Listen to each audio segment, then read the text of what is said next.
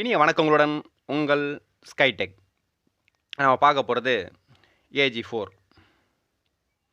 Grinding machine, பால் cutting மிஷினும் சொல்லுவாங்க. இந்த machine என்ன கம்ப்ளைண்ட் அப்படின்னா, அப்நார்மல் நாய்ஸ், ஒரு வைப்ரேஷன் ப்ளஸ் பேரிங் சத்தம், ஒரு பேரிங் உராயிற சத்தம், ஒன்று மேலே ஒரு பேரிங் ஒன்று ஏறின போய் இருக்கும், அது மாதிரி இருக்கும். ப்ளஸ் அது இல்லாமல் காயில் உராயிற சவுண்டு, உள்ளே பார்த்தீங்கன்னா ஒரு பெரிய பிரளயமே நடக்கிற மாதிரி சத்தம் கேட்கும். அதுதான் கம்ப்ளைண்ட்டு. ஆர்மேச்சரும் ஃபீல்டும் ஒன்றா உராய ஆரம்பிச்சிருச்சு. ஸோ என்னன்னு சொல்லிட்டு பார்க்கறதுக்கு முன்னாடி, இந்த வீடியோ பிடிச்சிருந்தா ஒரு லைக் பண்ணுங்கள், ஷேர் பண்ணுங்கள், கமெண்ட் பண்ணுங்கள், சப்ஸ்கிரைப் பண்ணுங்கள். பேக் சைடு ஸ்க்ரூவை நம்ம ரிலீஸ் பண்ணிக்கலாம். ரிலீஸ் பண்ணோம்னா பேக் சைடு கப்பு தனியாக கழண்டு வந்துடும். இந்த ஸ்க்ரூ கழண்டு வந்தால் வந்துடும், சில மிஷினில் கழண்டு வராது. நம்ம ஸ்க்ரூ டிரைவரில் தான் ரிமூவ் பண்ணி எடுக்கிற மாதிரி இருக்கும். கார்பன் ப்ரஷ்ஷுடைய கவரையும் ரிமூவ் பண்ணி எடுத்துக்கலாம். அடுத்தது முக்கியமான ஒரு விஷயம், கார்பன் ப்ரஷ்ஷை ரிமூவ் பண்ணுறது. ஸ்ப்ரிங் இருக்கும், அதை லைட்டாக தூக்கிட்டு ப்ரஷ்ஷை மட்டும் மேலே ரிமூவ் பண்ணி விட்டுடலாம். இல்லைனா கார்பன் ப்ரஷ் நம்ம ஆர்மேச்சர் போடும்போது கவனிக்காமல் போட்டோம்னா கார்பன் ப்ரஷ் உடஞ்சிரும். அதனால் கார்பன் ப்ரஷ்ஷை எடுத்து விட்டுக்கிறது ரொம்ப நல்லது. கார்பன் ப்ரஷ் எடுத்தாச்சு, பேக் கவர் ரிமூவ் பண்ணியாச்சு, கார்பன் ப்ரஷ்ஷுடைய கவர் ரிமூவ் பண்ணியாச்சு. நம்ம இப்போது ஃப்ரண்ட்டில் இருக்கிற 4 ஸ்க்ரூவை ரிமூவ் பண்ணிக்கலாம். இந்த ஸ்க்ரூவை ரிமூவ் பண்ணிட்டோம் அப்படின்னா ஆட்டோமேட்டிக்காக ஃப்ரண்ட் செட் தனியாக வந்துடும். ஆர்மேச்சரை உருவி எடுத்துடலாம். இந்த ஸ்க்ரூவை 4 ஸ்க்ரூ உருவி எடுத்து ஜஸ்ட் ஒரு ஷேக் பண்ணி எடுத்தால் வந்துடும். ஒன்று ஆர்மேச்சரு ஃப்ரண்ட் செட்டோட வந்துடும், என் கவரோட வந்துடும். அப்படி இல்லைனா உள்ளே நின்றுடும். 2 சைடு ஸ்க்ரூ டிரைவர் கொடுத்து நம்பி எடுத்தால் ரொம்ப ஈஸியாக இருக்கும். இது ஃப்ரீயாக இருக்குன்றதால நான் இப்படியே எடுத்துட்டேன். இப்படி எடுத்திங்கன்னா தனியாக ஆர்மேச்சர் கழண்டு கையில் வந்துடும். ஓகேங்களா? இதில் என்ன கம்ப்ளைண்ட்னா, ஃப்ரண்ட் பேரிங் உடஞ்சிருக்கு, தெரியுதுங்களா? ஃப்ரண்ட் பேரிங் தனியாக உடஞ்சிடுச்சு. இங்கே பாருங்கள், பால்ஸ் எல்லாம் கொட்டி போச்சு. அதனால தான் காயில் ஆர்மேச்சரும் ஃபீல்டும் ஒன்றோடு ஒன்று உரைய ஆரம்பிச்சிருச்சு.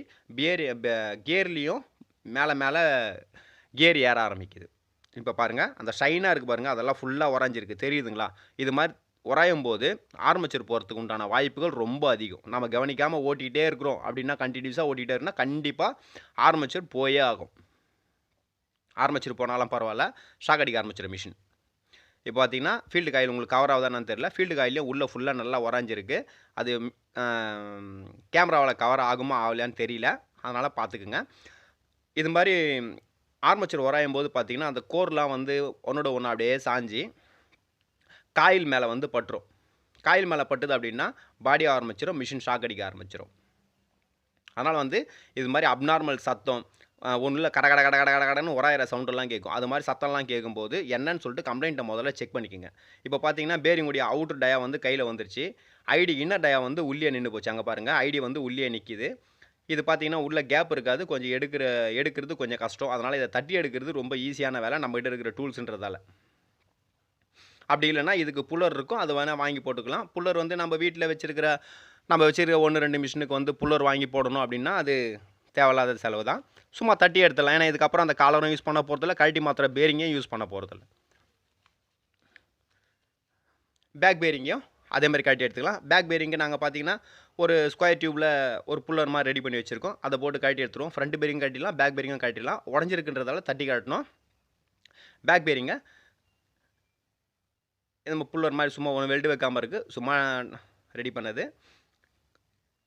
அப்படி இல்லை அப்படின்னா இது மாதிரி ஒரு வெற்றும்பு ஒன்று வச்சு இப்படி தட்டிங்கனாலும் தனியாக கழண்டு வந்துடுவான். எது பண்ணாலும் அந்த காம்படேட்டரில் பற்றக்கூடாது, அதுதான் முக்கியம். கிரீஸ் அடிக்கும் போதும் சரி, பேரிங்கை தட்டி காட்டும் போதும் காம்படேட்டர் அந்த காயிலுடைய கனெக்ஷன் இருக்கும் பாருங்கள், சுற்றி வெறும் காப்பராக இருக்கும், அதில் பட்டு அது உடஞ்சிடக்கூடாது. அது ரொம்ப பார்த்து செய்ய வேண்டிய, கவனமாக இருக்க வேண்டிய ஒரு விஷயம். இப்போ நம்ம புது பேரிங் எடுத்துக்கலாம். பேக் சைடு பார்த்தீங்கன்னா 607 இந்த பேரிங்கு. இப்போ பார்த்தீங்கன்னா கட்டிங் பிளேடில் இனிஷியலாக தட்டிக்கிறேன். அதுக்கப்புறம் பார்த்தீங்கன்னா ஒரு ஐடியில் வச்சு இன்னர் டயாவில் வச்சு ஏதாவது ஒரு பஞ்ச் மாதிரி ஒரு டூல், இல்லை ஒரு ஆணியை கவுத்து வச்சோ ஏதோ ஒன்று ஒரு டூல் வச்சு தட்டிடலாம். ஸோ நம்மக்கிட்ட இருக்கிற எக்யூப்மெண்ட்டை வச்சு ஈஸியாக ரெடி பண்ணிடலாம். இது பார்த்தீங்கன்னா பேரிங் இறக்கும்போது உள்ளே பார்த்தீங்கன்னா ஒரு கட்டிங் மாதிரி இருக்கும், அந்த கட்டிங்கில் முட்டி நின்றுடும். ஒரு சில மாடலில் அந்த கட்டிங் இருக்காது. அப்போ நம்ம எந்த அளவில் இருந்ததோ அதே அளவுக்கு நம்ம தட்டி இறக்கணும். இதில் கட்டிங் இருக்கும், நம்ம தட்டும்போது முட்டிட்டு நின்றுடும், அது வரைக்கும் தட்டணும். ஃப்ரண்ட் பேரிங்கும் அதே மாதிரி அடிச்சிடலாம். எந்த பேரிங் அடித்தாலும் இன்னர் டயாவில் மட்டும்தான் அடிக்கணும். அவுட்டர் டயாவில் அடிச்சிடக்கூடாது. அவுட்டர் டயாவில் அடிச்சிங்கன்னா பேரிங் வந்து ஸ்ட்ரெஸ் ஆகிடும், ஸ்லாக்னஸ் வந்துடும் பேரிங்கில். அதனால் இன்னர் டயாவில் மட்டும் அடித்து பேரிங்கை ஏற்றிடலாம். 2 பேரிங் ஏற்றியாச்சு. வழக்கம் போல் தான் பேரிங்கை ஏற்றி முடித்தோம்னா அடுத்தது நம்ம க்ரீஸ் அடிக்க ரெடி ஆகிடுவோம். ஷீல்டை ஓப்பன் பண்ணி க்ரீஸ் அடிச்சிக்கலாம். க்ரீஸ் சின்ன பேரிங்கிறதால கொஞ்சமாக தான் பிடிக்கும். க்ரீஸ் அடிச்சிட்டோம்னா ஓகே, அந்த வேலையை முடிஞ்சுது. கியர் ஃப்ரண்ட்டில் வந்து கியர் மாட்டுறதுக்கு முன்னாடியே நம்ம க்ரீஸ் அடிச்சிடணும். ஏன்னா நம்ம கியர் மாட்டிடுவோம், அதுக்கப்புறம் அடிக்கிறதுக்கு இடம் பார்த்தாது. பேக் சைடில் பேரிங்க்கு க்ரீஸ் அடித்து முடித்த பிறகு ஒரு ரப்பர் கப் இருக்கும். அந்த கேப் போட்டால் தான் உள்ளே வந்து பேரிங் வந்து டைட்டாக நிற்கும் மிஷினில். அதனால் அந்த ரப்பர் கேப்பை வந்து நம்ம மறந்துடாமல் போட்டுருங்க. இல்லைனா வந்து தனியாக ஆட ஆரம்பிச்சிடும். சப்போஸ் அது நல்லா இல்லை, அது இத்து போச்சு, கிழிஞ்சிருக்கு அப்படின்னாலும் புதுசு ஒன்று வாங்கி அதை போட்டுருங்க. இப்போ ஃப்ரண்ட் பேரிங்க்கு க்ரீஸும் அடித்தாச்சு. கியரை உள்ளே போட்டுட்டு இந்த நெட்டை மட்டும் டைட் வச்சா போதும். நெட்டை டைட் வச்சோம்னா கரெக்டாக அதே பொசிஷனில் போய் நல்லா க்ரிப்பாக நின்றுடுவான். அவ்வளோதான். இப்போதைக்கு ஆர்மச்சூர் ரெடியாக இருக்குது. ஆர்மச்சூர் அப்படியே எடுத்து மிஷினில் ஒரு புஷ் பண்ணோம்னா இறங்கிடும். பேரிங்க்கு பின்னாடி வந்து ஒரு மெட்டல் பிளேட் மாதிரி இருக்கும். அது வந்து காடி இருக்கும். அந்த காடியில் கரெக்டாக உட்கார வச்சுருங்க. அப்போ தான் ஆர்மச்சூர் வந்து உள்ளே போகாமல் இருக்கும். ஃப்ரண்ட் எண்ட் கேப்பில் பார்த்தீங்கன்னா நம்ம ஃபுல்லாக இப்போ க்ரீஸ் அடிச்சுக்கிறோம். க்ரீஸ் பார்த்தீங்கன்னா அந்த பேரிங் ரொட்டேட் ஆகி கியர் சுற்றி அடிச்சிங்க அப்படின்னா உள்ளே கொஞ்சம் க்ரீஸும் நல்லா போகும், சத்தம் கொஞ்சம் கம்மியாக இருக்கும். இந்த மிஷினை பொறுத்த வரைக்கும் நம்ம கழட்டி மாட்டும்போது கியர் வந்து மாறி ஃபிக்ஸ் ஆகும்ன்றதால கொஞ்சம் லைட்டாக சத்தம் இருக்கும் கொஞ்சம் நேரத்துக்கு. அதுக்கப்புறம் அது தானாகவே கிளியர் ஆகிடும். இப்போ ரெடி. இப்போ நம்ம சுவிட்சுடைய டைரக்ஷன் பார்த்துட்டு நம்ம அப்படியே ஒரு புஷ் பண்ணால் அழகாக லாக் ஆகிடும்.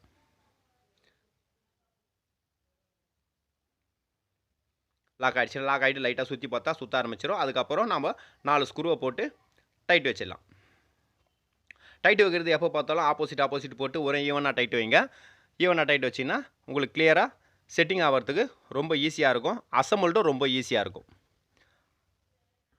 அதனால் நம்ம வந்து ஆப்போசிட் போட்டு வைக்கிறது ரொம்ப நல்லது. டைட் வைக்கும்போது நீங்கள் ஆப்போசிட் வச்சிங்கன்னா ஈஸியாக உட்காந்துரும், அழகாக அருமையாக உட்காந்துருவான். இதில் பார்த்தீங்கன்னா கீழ் பேரிங் வந்து 607, மேல் பேரிங் 608. AG4 பொறுத்த வரைக்கும் 99% அதான் வரும்.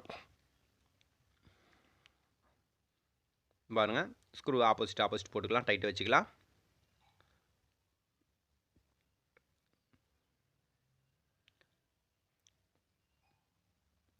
டைட் வச்சு முடிச்சோம்னா இதோட இந்த வேலை முடிஞ்சது. லைட்டாக மேலே எப்பயுமே டாப்பில் ஒரு தட்டிங்க அப்படின்னா லைட்டாக தட்டிங்கன்னா ஏதாவது சப்போஸ் அசம்பிள் ஏதாவது பிரச்சனை இருந்தது, ஏதாவது தடுத்துக்கிட்டு இருந்தது அப்படின்னா அது அழகாக போய் உட்காந்துரும். இப்போ நம்ம கார்பன் ப்ரஷை உள்ளே இறக்கி விட்டுடலாம்.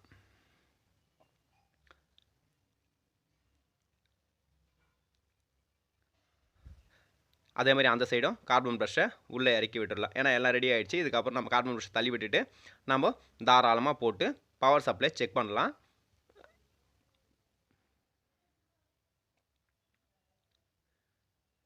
ரொம்ப ஈஸியாக தான் இருக்கும். நம்ம இருக்கிற சின்ன டூல்ஸை வச்சே நம்ம வேலையை முடிச்சிடலாம்.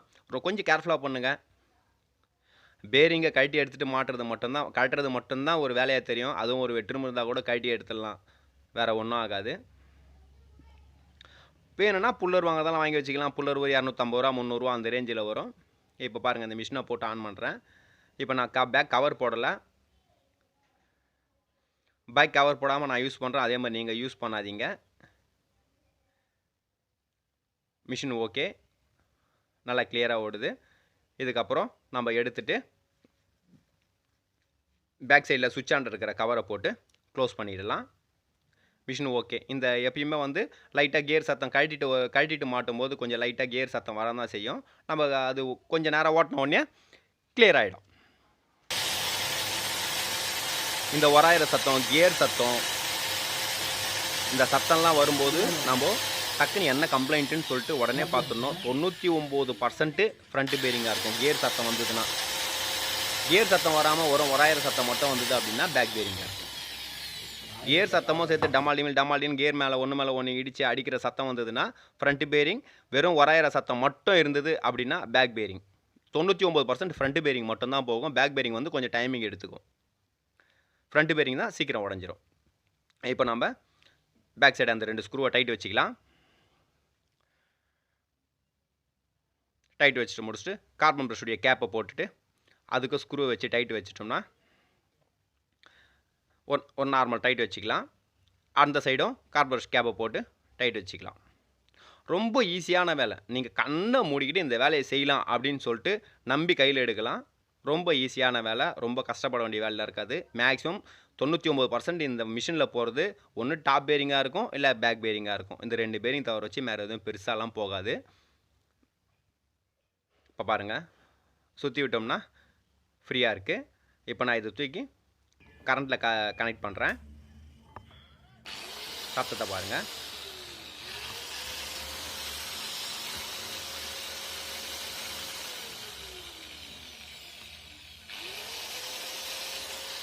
இந்த சத்தம் பார்த்தீங்கன்னா யூஸ்ஃபுல்லாக வர சத்தம் தான்.